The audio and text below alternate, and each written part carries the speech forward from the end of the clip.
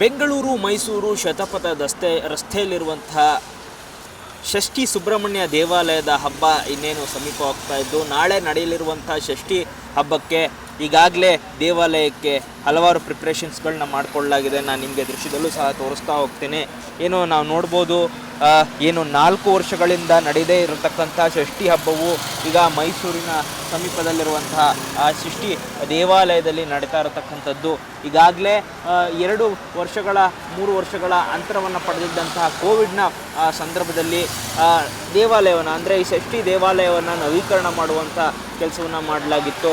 ಏನು ಈಗ ಧಾರ್ಮಿಕ ಹಬ್ಬಗಳಲ್ಲೇ ಶ್ರೇಷ್ಠವಾದಂಥ ಹಬ್ಬ ಷಷ್ಠಿ ಹಬ್ಬ ಅಂತ ಹೇಳಲಾಗುತ್ತೆ. ಸುಬ್ರಹ್ಮಣ್ಯ ಸ್ವಾಮಿಗೆ ಆರಾಧನೆಯನ್ನು ಮಾಡುವಂಥ ಹಬ್ಬ ಇದಾಗಿದ್ದು ಈ ಹಬ್ಬಕ್ಕೆ ಏನು ಮೈಸೂರಿನ ದಶಪಥ ರಸ್ತೆಯಲ್ಲಿರುವಂತಹ ಏನು ಈ ಷಷ್ಠಿ ದೇವಾಲಯಕ್ಕೆ ಈಗಾಗಲೇ ನವೀಕರಣದ ಏನು ರೂಪುರೇಷೆಗಳನ್ನು ನಾವು ಕಾಣ್ಬೋದಾಗಿದೆ. ಒಂದು ಕಡೆ ನಾಳೆ ನಡೆಯಲಿರುವಂತಹ ಹಬ್ಬಕ್ಕೆ ಭಕ್ತಾದಿಗಳು ಈಗಿನಿಂದಲೇ ಹೆಚ್ಚು ಬರ್ತಾ ಇರತಕ್ಕಂಥದ್ದು. ಜೊತೆಗೆ ಈಗಾಗಲೇ ದೇವಾಲಯಕ್ಕೆ ಲೈಟ್ಗಳನ್ನು ಹಾಕಿ ವಿಜೃಂಭಣೆಯಿಂದ ಹಬ್ಬವನ್ನು ಆಚರಿಸಲು ಮುಂದಾಗಿರತಕ್ಕಂಥದ್ದು. ಈಗಾಗಲೇ ಅರ್ಚಕರು ಹೇಳಿರತಕ್ಕಂಥ ಪ್ರಕಾರ ಇವತ್ತು ರಾತ್ರಿ ಅಂದರೆ ಇಂದು ರಾತ್ರಿ 1:30ಯಿಂದಲೇ ಪೂಜೆ ಸ್ಟಾರ್ಟ್ ಆಗುತ್ತೆ.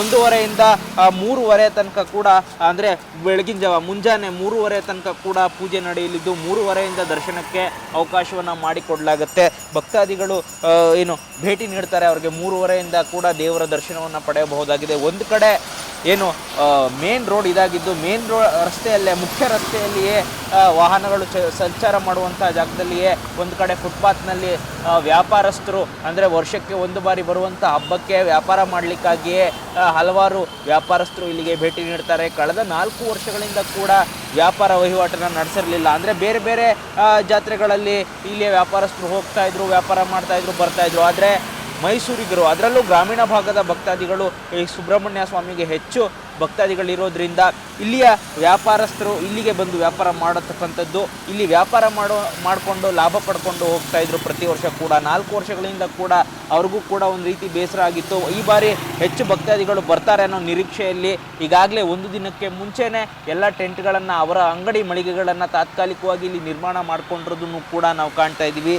ಒಂದು ಕಡೆ ಏನು ದೇವಾಲಯದ ನವೀಕರಣ ಆದ ನಂತರ ದೇವಾಲಯದಲ್ಲಿ ಏನೆಲ್ಲ ಸಿದ್ಧತೆಗಳನ್ನು ಮಾಡ್ಕೋಬೇಕು, ಏನು ಪುಟ್ಟದಾಗಿದ್ದಂತಹ ಒಂದು ಸುಬ್ರಹ್ಮಣ್ಯ ಷಷ್ಠಿ ದೇವಾಲಯ ಏನಿತ್ತು ಈಗ ಬೃಹದಾಕಾರವಾಗಿ ದೊಡ್ಡ ಗಾತ್ರದಲ್ಲೇ ಕೂಡ ದೇವರ ದರ್ಶನವನ್ನು ಪಡೆಯಬಹುದು ಅನ್ನೋ ನಿಟ್ಟಿನಲ್ಲಿ ಕೂಡ ಇಲ್ಲಿ ಅರ್ಚಕರು ಹೇಳ್ತಾ ಇರತಕ್ಕಂಥದ್ದು. ನಾಳೆ ನಡೆಯಲಿರುವಂತಹ ಷಷ್ಠಿ ಉತ್ಸವಕ್ಕೆ ಷಷ್ಠಿ ಹಬ್ಬಕ್ಕೆ ಭಕ್ತಾದಿಗಳು ಹೇಗೆ ಬರ್ತಾರೆ, ಯಾವ ನಿಟ್ಟಿನಲ್ಲಿ ಪ್ರತಿಕ್ರಿಯೆ ನೀಡ್ತಾರೆ ಅನ್ನೋದನ್ನು ಕೂಡ ನಾಳೆ ಕಾದು ನೋಡಬೇಕಾಗಿದೆ.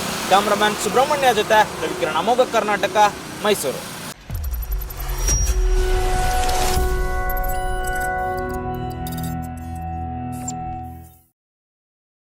ನೀವು ಗಿರವಿ ಇಟ್ಟು ಬಿಡಿಸ್ಕೊಳಕ್ಕಾಗ್ದಿರೋ ಆಭರಣನ STJ ಗೋಲ್ಡ್ ಕಂಪನಿಯವರು ಬಿಡಿಸಿ ಮಾರುಕಟ್ಟೆಗಿಂತ ಅಧಿಕ ಬೆಲೆಗೆ ತಗೋತಿದ್ದಾರೆ. ಅಷ್ಟೇ ಅಲ್ಲ, ಒಂದು ಕೂಪನ್ ಕಾರ್ಡ್ ಕೂಡ ಕೊಡ್ತಾ ಇದ್ದಾರೆ.